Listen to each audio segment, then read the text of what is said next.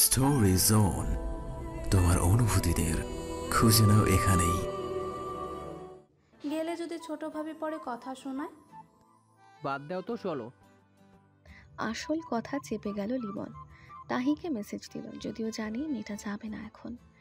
এখানে ওর অতীব গুরুত্বপূর্ণ কালনাগিনী রোগীর সেবায় নিজেকে নিয়োজিত করবে। রওনা দিল সুলতানা মঞ্জিলের উদ্দেশ্যে। পাভেলের ফোনে মেসেজ, ভাইব্রেশনের জন্য ফোন হাতে নিল। মেসেজ দেখে মেজাজ আরও বিগড়ে গেল। মনে মনে নিজেকে খারাপ কথা বলল, এই ভেবে যে কেন ওর নাম্বারটা ব্লক করলো না। পাশে শাহিন বসে আছে। এবার ফোন বেজে উঠল। কেটে দিতেই পুনরায় বেজে উঠল। শাহিন বিরক্ত হয়ে বলল, ফোন ধর, না হয় বন্ধ কর। ফোন সাইলেন্ট করে মেসেজ দিল, দোয়াই লাগে শিবা, আমাকে সুলে সারাবে জানতে পারলে আর মেসেজ দিও না। ওপাশ থেকে মেসেজ এসেছে, দিব না, আগে বলেন ভালোবাসি। বাসি না। মেসেজ দিয়েই ফোন পকেটে ঢুকিয়ে ফেল।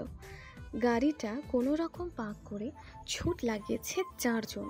সোজা হয়ে ভদ্রভাবে সামনে এগিয়ে যাচ্ছে। আশেপাশে প্রেস, নেতাকর্মীরা সকলে সালাম দিচ্ছে। পুলিশ দিয়ে ঘেরাও এখন এয়ারপোর্ট। আবহাওয়া এখন ঠান্ডা। চারিদিকে হই হই রই রই রব।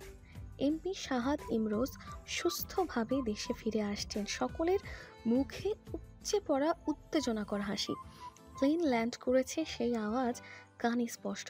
পাভেল এবং শাহিন একজন অন্যজনের হাত ধরে দাঁড়িয়ে আছে। ইয়াস, তুহিন একে অন্যের কাঁধে হাত দিয়ে রেখেছে। এই তো ভাইজান হাসি মুখে এগিয়ে আসছে পুলিশ অফিসার নিরাপত্তা কর্মীদের সাথে। পরনে একটা অফ হোয়াইট গ্যাভার্ডিন, গায়ে কালো হুডি, চোখে রিমলেস গ্লাস, মাথায় হুডির ক্যাপ, পায়ে ক্যাজুয়াল ক্যাটস, ঠোঁটের কোণে হাসি। এই রূপে এমপিকে আগে খুব কম মানুষ দেখেছে। হয়তো সুস্থতার খাতিরে নিজেকে স্বাভাবিক সুস্থ রাখতে এখন খুব সাধারণ পোশাকে সেজেছে। প্রেসের লোকজন ছবি তুলতে ব্যস্ত, কথা বলতে চাইছে কিন্তু সুযোগ পাচ্ছে না। আশপাশ থেকে লাগাতার প্রশ্ন আসছে, স্যার, আপনার শরীর কেমন? স্যার, আপনি কাউকে না জানিয়ে যাওয়ার পিছনে কি কোনো কারণ আছে? স্যার, আপনার রোগটা কি ছিল? আরও অনেক প্রশ্ন। একেবারে সামনে এসে দাঁড়াতে ইয়াস তুহিন ছুট লাগালো, ঝাঁপিয়ে পড়ল শাহাদের বুকে। দুহাতে স্নেহের ছোটদের জড়িয়ে ধরলো। ওদের ছেড়ে আরেকটু এগিয়ে আসতেই শাহিন আর পাভেলকে দেখতে পেল একে অন্যের হাত জড়িয়ে দাঁড়িয়ে।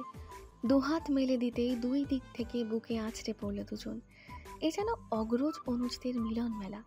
পাভেল শাহিনের চোখে পানি। এয়ারপোর্টের অবস্থা আরও গুরুতর হচ্ছে। পুলিশের সহায়তায় বেরিয়ে আসলো। নিজের রেঞ্জ রোভারটাকে সচক্ষে দেখতে পেয়ে হাসি ফুটল। গাড়িতে চেপে বসলো প্রত্যেকে। হামজাকে বাড়িতে নামিয়ে দিল। ইয়াজ এবং তুহিন মাঝপথে নেমে পড়ল পার্টি অফিসের বাহানা দিয়ে। আসল উদ্দেশ্য হসপিটাল। রায়হান সাহেব দুশ্চিন্তায় ছটফটিয়ে উঠলেন। শেফালিকে ধমকে বললেন, চাচা ফোন দিয়েছে, সেটা কেন জানায়নি? মনে যে হসপিটালে, এই কথাটা 3-4 ঘন্টা পর জানতে পারছে। ব্যাপারটা দুঃখজনক। শাহিন বা পাভেল কেউই ফোন তুলছে না। লিমনও এক নাগারে বকা খেয়ে যাচ্ছে। শিফা বলল, আব্বু একটু পর যান, ছোট ভাই একটু ঝামেলায় আছে, মেসেজ দিয়েছে, রাস্তায় বাসার দিকে আসছে। লিভিং রুমে বাড়ির প্রতিটি মানুষ চিন্তিত। অকস্মাৎ শিফা শেফালির কানের কাছে ফিসফিস করে বলল, আপু ইচ্ছে করে আব্বুকে জানাও নাই, তাই না? শেফালি বকা খেয়েও বেহায়ার মতো মুচকি মুচকি হাসছে। শিফাকে বলল, হ্যাঁ, ডাইনিটার সাথে একদম ভালো হয়েছে। আমার জীবন তেজপাতা করেছে। ওকে দেখতে কেন যাবে আব্বু আম্মু? আল্লাহ সেদিন ভাইজানকে ভাবিজানের ওসিলায় রক্ষা করেছে, না হলে কেলেঙ্কারি হয়ে যেত। সে তো আব্বুর বকা খেলে। সারা জীবন খারাপ কাজের জন্য বকা খেয়েছি, আজকে একটা মারাত্মক প্রশংসনীয় কাজ করেছি। আমার আত্মা শান্তি পেয়েছে। এখন চুপ থাক। পাশ থেকে লিমন তাল দিল, শোনো, কি হয়েছে? মেয়েটা হাসপাতালে, এরপরও জেঠিমার দিমাগ কমে না। ডাক্তার তাহিকে কতগুলো কথা শোনালো। শেফালি ভ্রু কুচকে বলে, ডাক্তার তাহি মানে? তাহি আপা?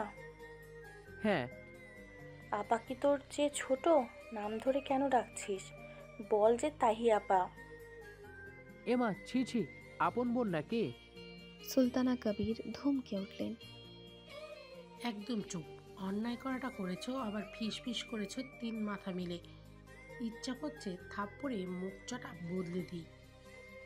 তিনজনই চুপ। দিয়া বলল, আম্মু আমি ভেতরে যাব আপনার নাতিকে নিয়ে। সকলে স্পষ্ট বুঝলো দিয়া মনিকে নিয়ে কোনো আলোচনায় থাকতে চাইছে না। ঠিক তখনই বাড়ির গেট থেকে গাড়ির আওয়াজ এলো। দিয়া রুমে চলে গেল। শিফা উত্তেজিত হয়ে বলে উঠল, এই তো ভাইয়া আসছে। লিমন ছুটে বেরিয়ে যাবে তখনই রায়হান সাহেব ধমক দিল, এমন করছো কেন দুজন? জীবনের শাইনকে দেখোনি? উত্তেজনা কৌতূহল দমিয়ে রাখা যে কি কষ্ট হাড়ে হাড়ে টের পাচ্ছে। আবার দুজন চুপ করে দাঁড়িয়ে আছে একে অন্যের মুখ দেখে। কলিং বেল বাজতেই আফিয়া খালা দরজা খুলে দিল। দরজার সামনে কয়েক মিনিট দাঁড়িয়ে রইল তপ খেয়ে। সুলতানা কাবির বলল, আফিয়া, তোমার আবার কি হয়েছে? কে আসছে? আফিয়া খালা হু হা করে কেঁদে কেটে বলে উঠল, ও আম্মা, আমি কারে দেখতেছি? সবাই ভীত সন্ত্রস্ত হয়ে সামনে এগিয়ে এলো। ধীর পায়ে ঠোঁটের কোণে এক পেশে হাসি রেখে লিভিং রুমে এসে দাঁড়ালো। পেছনে পাভেল এবং শাহিন। সুলতানা কবির ছেলেকে দেখে কেঁপে উঠল, মুখে উচ্চারণ করলো, আল্লাহ। রায়হান সাহেবের চক্ষু ছানা বড়া। সেই মুগ্ধ হাসি ঠোঁটে ঝুলিয়ে রায়হান সাহেব এবং সুলতানা কবিরকে ধরলেন। রায়হান সাহেব ছেলের কপালে স্নেহের চুমু খেলেন। সুলতানা কবির গুনগুন করে কাঁদছে, আমার আব্বা, আমার মানিক, আল্লাহ তোমার কাছে লাখো কোটি শুক্রিয়া। আমার বাবু আমার চোখের সামনে, আমার আর চাই না। রায়হান সাহেব একটু সরে এসে ইশারা দিলেন যেন ওর মাকে সামলায়। শাহাদ ওর মাকে এবার দু হাতে জড়িয়ে ধরে বলে উঠল, আম্মা, এমন করে কাঁদলে বাবু কষ্ট পাবে তো। এবার থামেন, মুখটা দেখান। আমি কতদিন দেখি না আমার বেহেশতের মুখ। সুলতানা কবির ছেলের বুক থেকে মুখ তুলে দু হাতে ছেলের গালে আদরে আদরে ভরিয়ে দিতে থাকলো। পেছন থেকে শাহিন টিপ্পনি কাটছে, ইস ভাইজান, আপনি তো সবার আদর নিয়ে যাচ্ছেন, আমরা তো কোনোদিনও এমন আদর পেলাম না। সুলতানা কবির তেতে উঠে শাহিনকে ধমকে বলে, হ্যাঁ, তোমরা তো বাতাসে বড় হয়েছো, এত হিংসা কেন? আমার বাবুটা কতগুলো মাস পরে আমার কাছে আসছে। শাহাদ ওর মাকে ছেড়ে সামনে তাকালে দেখে ছোট ছোট 3 ভাই বোন তাকিয়ে আছে ছলছল চোখে। হাত মেলে দিতেই তিনজন ঝাঁপিয়ে পড়ল। শেফালি, শিফা আর লিমন শক্ত করে ভাইজানকে ধরে রেখেছে। কাঁদছে সবাই। এতদিনের দুশ্চিন্তা সরেছে মাথা থেকে। ঠোঁট বিস্তৃত হাসি। রত্নাকে দেখে সালাম দিল শাহাদ। কাছে এসে রত্না মাথায় হাত বুলিয়ে বলল, আব্বা সুস্থ থাক। আমি আল্লাহর কাছে বলেছি আমার হায়াতটুকু যেন আমার বড় ছেলেটাকে দেয়। ভাই বোনদের ছেড়ে মাতৃ সমতুল্য চাচিকে ধরে বলল, চাচি আম্মু, এমন কথা যেন না শুনি। আজকের শাহাদ আপনাদের অবদান। চাচাজান চলে যাবার পর আপনি আমার দায়িত্ব। আর লিমন কখনোই আমার কাছে আমার চাচাতো ভাই ছিল না, ও বরাবরই আমার সন্তান তুল্য। রজত, লিমন, শিফা, শেফালি, কাব্য, নিষাদ, নিশি প্রত্যেকে আমার প্রাণ। ফুপিও রাস্তায় কাঁদছিল ফোনে। আপনাদের মুখে হাসি ফোটাতে মহান রব আমাকে আবার নতুন জীবন দিয়েছেন, অথচ এখনো সকলের চোখে পানি। মন খারাপ হয়ে যাচ্ছে।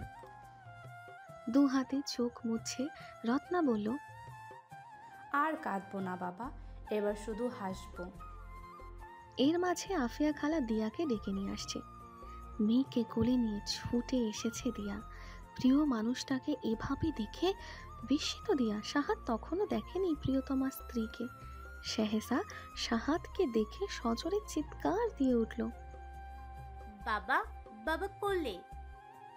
শাহাদ মেয়ের গলা শুনে পেছন ফিরে তাকিয়ে দেখে ওর রানী আর রাজকন্যা অধীর আগ্রহে তাকিয়ে আছে। ঘোমটার নিচে বোঝা যাচ্ছে চুল খোলা, পরনে একটা হলুদ রঙা গাউন। এতেই যেন অগোছালো মেয়ের সৌন্দর্য আরও বৃদ্ধি পেয়েছে। আপন মানুষকে কাছে পেয়ে উচ্ছ্বসিত হয়ে উঠেছে। চোখে মুখে আনন্দ প্রকাশ পাচ্ছে।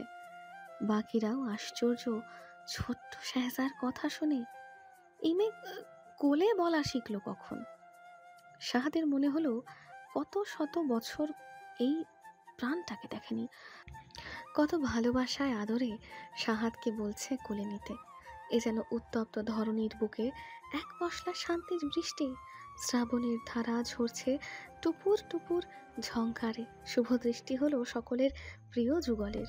প্রিয়সীর চোখে আনন্দ অশ্রু আর প্রিয়তম স্বামীর ঠোঁটে অনাবিল হাসি। গুটি পায়ে এগিয়ে এসে মেয়েকে কোলে তুলে নিল।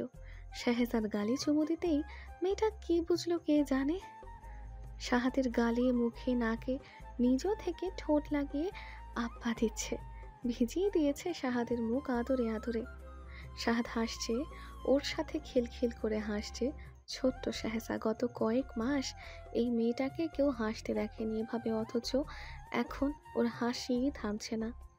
সাহাদ দ্বিধা লজ্জা বিভেদ সব ভুলে আরেক হাতে বুকে জড়িয়ে ধরল প্রিয় সহধর্মিণীকে। আছড়ে পড়ল স্বামীর বুকে। অর্ধাঙ্গীর মাথার অগ্রভাগে ওষ্ঠ ছোয়ালো। শব্দহীন এখন সুলতানা মঞ্জিলের লিভিং রুম। হাস্যজ্জ্বল প্রতিটি মুখ। সুখ ফিরেছে তাদের, প্রাণ ফিরেছে রায়হান সাহেবের পরিবারের। স্রষ্টা ফিরিয়ে দিয়েছেন তাদের মোনাজাতে রাখা প্রিয় মানুষটাকে। একেই কি বলে সর্বসুখ? সহধর্মিণীর কানের গোড়ায় চুলে সকলের অগোচরে হালকা ফু দিল। শরীর জুড়ে শীতল হাওয়া শিহরিত। কানে আলতোভাবে ঠোঁট স্পর্শ করে ফিসফিস স্বরে বলল, শুভ জন্মদিন শাহাদের রানী। আজ থেকে শাহাদ পুরোপুরি আপনার। লিমন গলা ছেড়ে কেসে উঠল। দিয়া লজ্জা পেয়ে বুক থেকে সরে যেতে চাইল। শাহাদ আষ্টে পৃষ্ঠে ধরল লিমনের দিকে ফিরে বলল, তোর গলায় কি সমস্যা? না মানে ভাইজান, কই কি সমস্যা? যক্ষা রোগের মতো খুক খুক করছিস কেন? লিমনের থেকে নজর সরিয়ে দিয়াকে উদ্দেশ্য করে বলল, একটা কমফোর্টেবল ড্রেস পরে এসো। সকলে হতচকিত।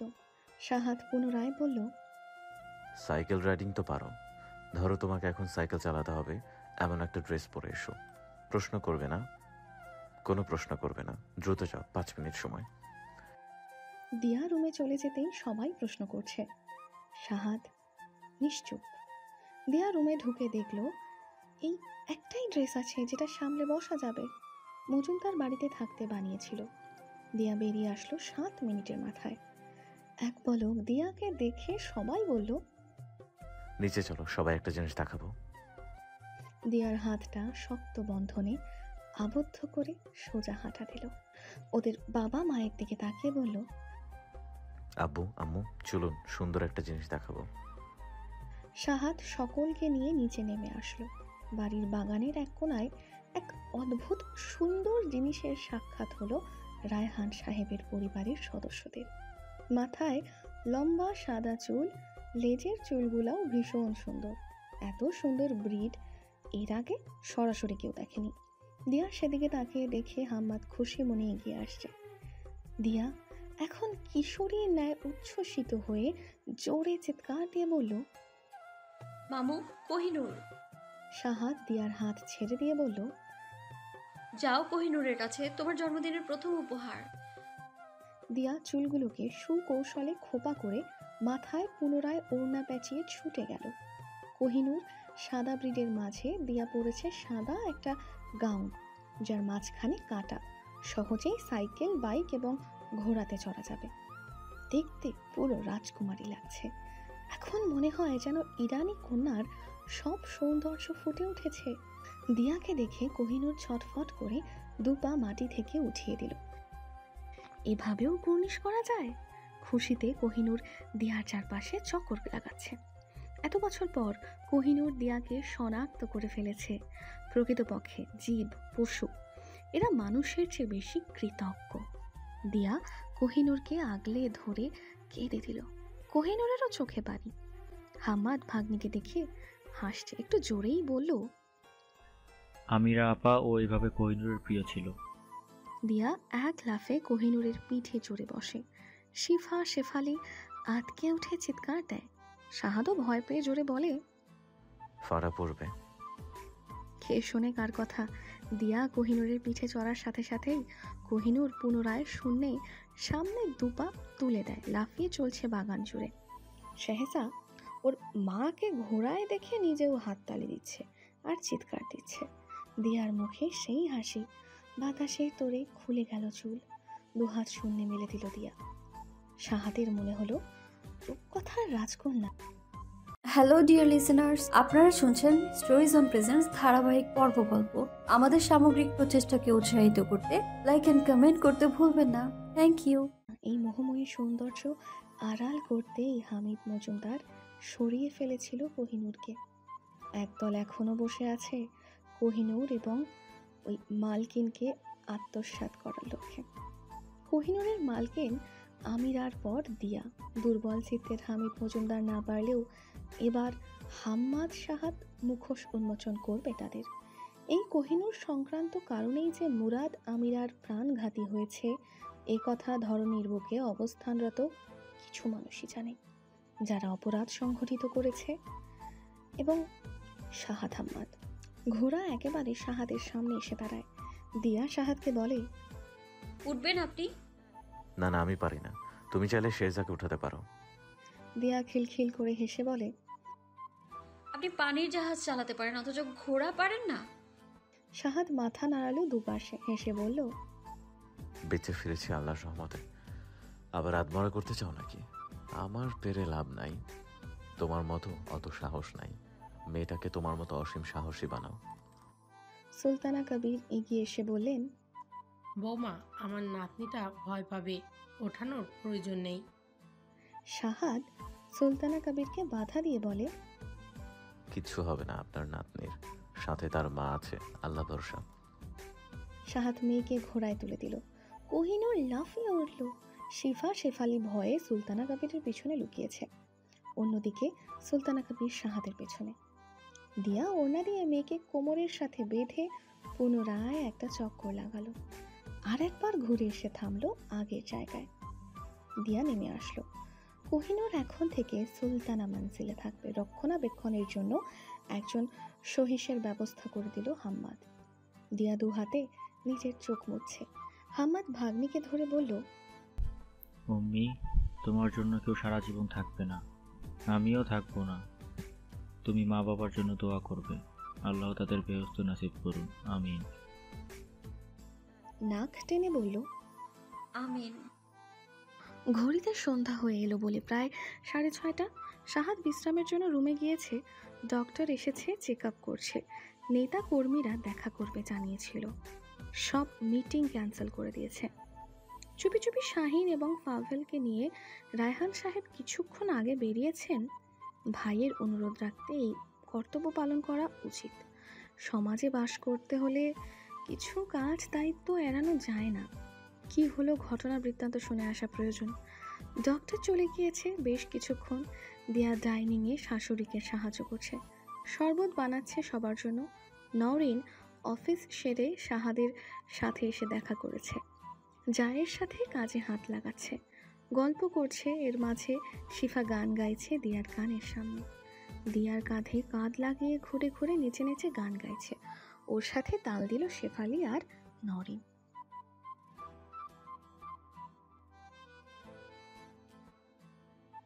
সুলতানা এবং রত্না কিচেনে চলে গেল মেয়েদের দুষ্টুমি দেখে। দিয়া লজ্জায় লাল হয়ে বলল, এমন করছো কেন? কি শুরু করলে তিনজন? শেফালি বলে উঠল, আজ ভাবি ঘোড়ায় চড়ে যেভাবে বাজিমাত করলো, উফ, আমি তো মার ডালা। ভাইজান কেমন করে তাকিয়েছিল মহাবিষ্ট হয়ে। শিফা নাক কুচকে বলে, জঘন্য তোমার হিন্দি। ইন্ডিয়ান গভর্নমেন্ট শুনলে না ভিসা নিষিদ্ধ করে দিবে। উফ, থাম, ওয়েট। ভাইজান আজ রাতে ভাবিজানের জন্য গান গাইবে, কিভাবে বলি? শিফা বলল, বলো বলো।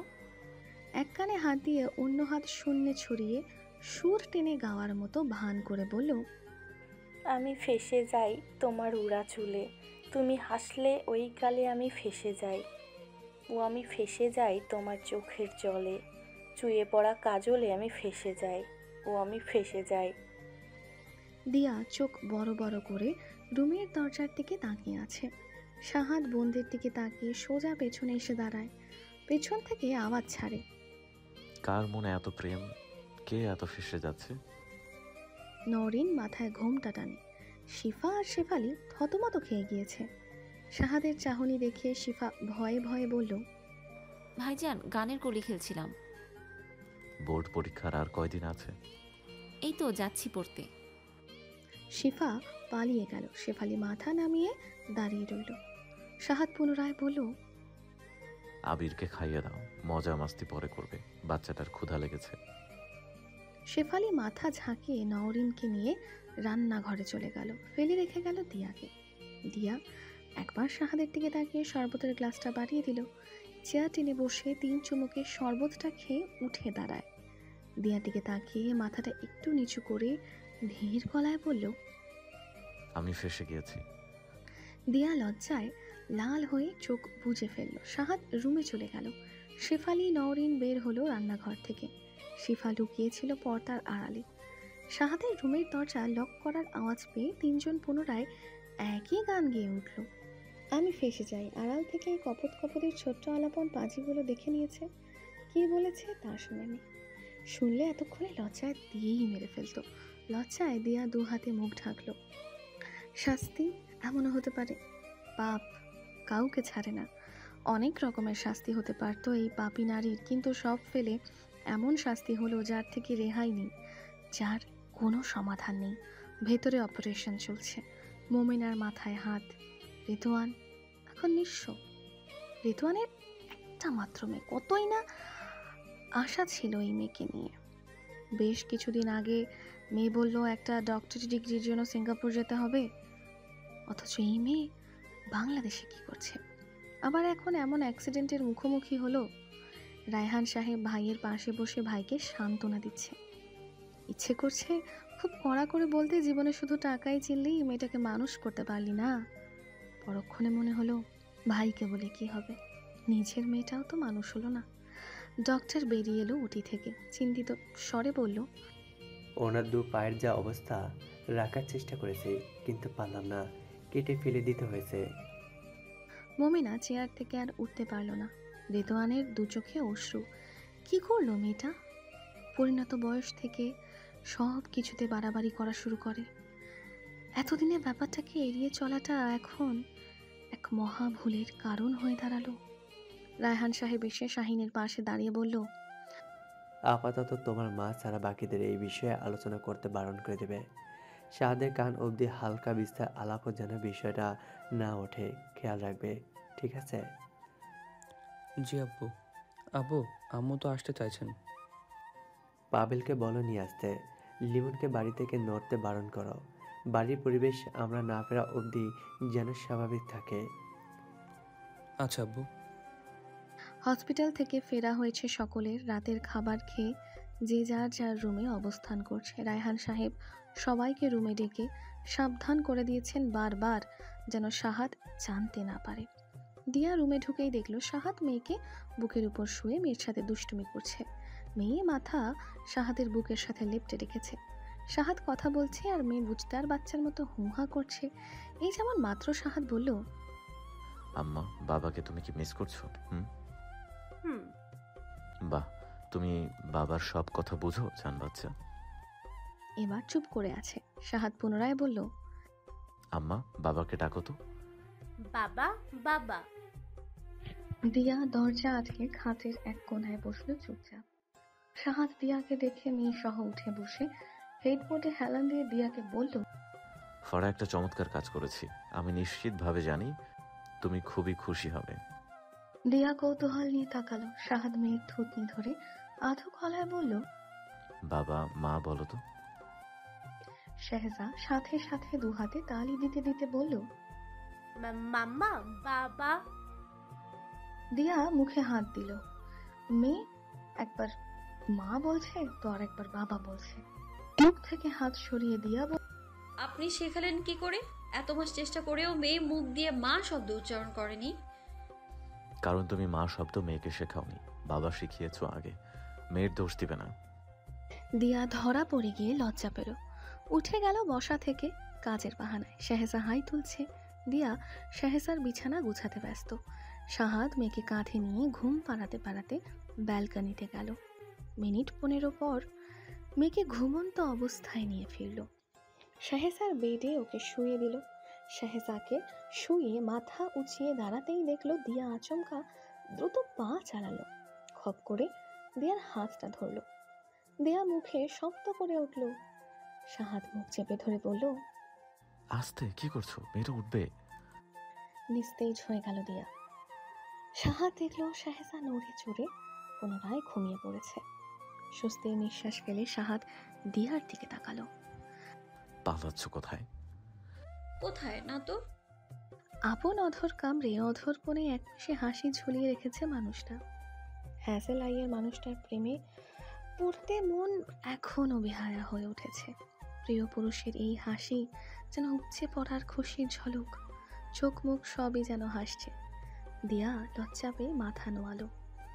জন্মদিনের দ্বিতীয় তৃতীয় অনেক উপহারে আছে আমার ট্রলিতে, সবই বস্তুগত। আরেকটা উপহার হলো শাহাদ স্বয়ং। কোনটা চাই? চিঠির কথা মনে আছে? ভ্রু নাচিয়ে হাসি মাখা ঠোঁটের কোণে প্রশ্ন করলো। পকেট থেকে কিছু একটা বের করে দিয়ার আধ খোলা খোপায় বেঁধে দিল। খোপায় হাত দিয়ে বুঝতে পারলো রজনীগন্ধার গাছরা। দিয়া আরক্তিম গালে পিট পিট করে তাকালো। পুনরায় গাল নোয়ালো। এত লজ্জা কি করে ভর করলো? শাহাদ মাথা নিচু করে কবিতার মতো আওড়ালো, আমি ফেসে যাই, তুমি হাসলে ওই গালে আমি ফেসে যাই।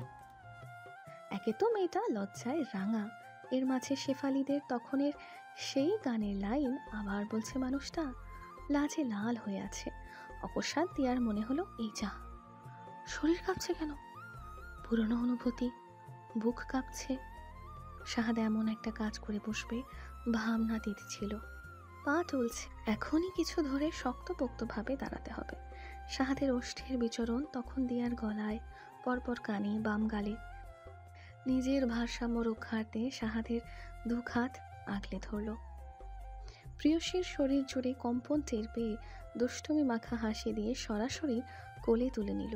মৃদু হলদে ল্যাম্প শেডের আলোয় সেই হাসি সুস্পষ্ট। এবারে সুর ছাড়ল।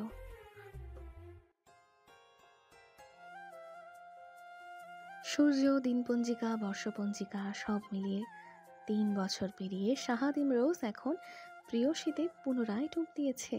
প্রিয়ার উষ্ণ অধর এখন শাহাদের ছোঁয়ায় আর্দ্রতা পেয়েছে। সিক্ত বরস এখন কায়া জুড়ে। সবচেয়ে সুন্দর ব্যক্তিগত মুহূর্তের সাক্ষী হয়েছে শাহাদ দিয়া দম্পতি। এখন শাহাদ নিজেকে আড়াল করেনি, রাখেনি কোনো গোপনীয়তা। কালো মলাটে বাঁধা ডায়েরিতে ছিল ওর রচিত ফারহা কাব্য, যেখানে ছিল 3 বছরের চাপা প্রণয় গাথা। সেই ডায়েরি এখন তুচ্ছ। সুন্দরতম মিলন ঘটল শাহাদ দিয়া দম্পতির। শাহাদ বলে উঠল, তোমার ছোট চুমু খেতে গিয়ে মারাত্মক ভয় পেয়েছি ফারা। দিয়া ঘাবড়ে গিয়ে বলল, কেন? বার্মিজ গ্রেপ চেনো? যাকে আমরা লটকন বলি। ভেতরের ফলটা দেখেছো কেমন জুসি জুসি, একটু আঘাত পেলেই শেষ। আমি তো সেই ফিলটাই। চুপ করবেন? একদম না, আরেকবার। সহধর্মিনীর বুকে মাথা রেখে খানিকটা সময় নিঃশব্দ রইল। শাহাদ প্রিয়া ও স্বামীর মাথা নিজের বুকের সাথে চেপে ধরল। চিঠিতে লেখা শাহাদের সেই আকুতি এখনো ভুলেনি। প্রিয় স্ত্রীর অস্বাভাবিক হৃদস্পন্দন কানে বিঁধছে। বুক থেকে মাথা না তুলেই প্রশ্ন করল, কি হলো? আমি কি কোনোভাবে বেশি করে ফেলেছি? নাক টেনে চোখ মুছে বলল, না। তাহলে বিষাদময় জল কেন খিজুরে? তবে কি ধরে নিব সুখের? দুটোই। শাহাদ মাথা তুলে প্রশ্ন করল, দুটোই? ব্যক্তিগত মানুষটাকে কাছে পেয়ে আর কি? এবার জোরেই কেঁদে দিল। শাহাদ সোজা হয়ে উঠে বসল। দিয়াকে উঠিয়ে বুকে টেনে নিল। শাহাদের লোমশ উন্মুক্ত বুক প্রিয়সীর চোখের জলে সিক্ত। আস্তে, মেয়ে উঠবে। বেশ লজ্জার পরিস্থিতিতে পড়তে হবে। তুমি কি চাও মেয়ে এই অবস্থায় দেখুক বাবা মাকে? না। থামো, কি হয়েছে তাই বলো। আপনি আমাকে না বলে কোন সাহসে সিঙ্গাপুর গিয়েছেন? কিছু হলে আমি মেয়েকে নিয়ে কোথায় যেতাম? এই কাজের জন্য আমি আপনাকে একটুও মাফ করব না। প্রতিটা দিন ক্ষণ আমার কাছে এক একটা বছর লেগেছে। আমরা মা মেয়ে জড়াজড়ি করে কেঁদে কেঁদে ঘুমিয়েছি। মেয়েটা আমার বুক পেয়েছে কাঁদার জন্য। আমি তো কারো বুক পাইনি কাঁদার জন্য। আপনার কিসের অধিকার ছিল আমাদের এভাবে কষ্ট দেওয়ার? দিয়ার মাথাটা আরো শক্ত করে চেপে ধরে শাহাদ নিজের অজান্তেই চোখ বুজে গড়িয়ে পড়ে দুফোঁটা অশ্রু। হাতের বৃদ্ধাঙ্গুলিতে চেপে মুছে নেয়। সত্যি এই প্রশ্নের উত্তর শাহাদের অজানা। হ্যালো ডিয়ার লিসেনার্স, আপনারা শুনছেন স্টোরিজ অন প্রেজেন্স ধারাবাহিক পর্ব গল্প। আমাদের সামগ্রিক প্রচেষ্টাকে উৎসাহিত করতে লাইক অ্যান্ড কমেন্ট করতে ভুলবেন না। Thank you.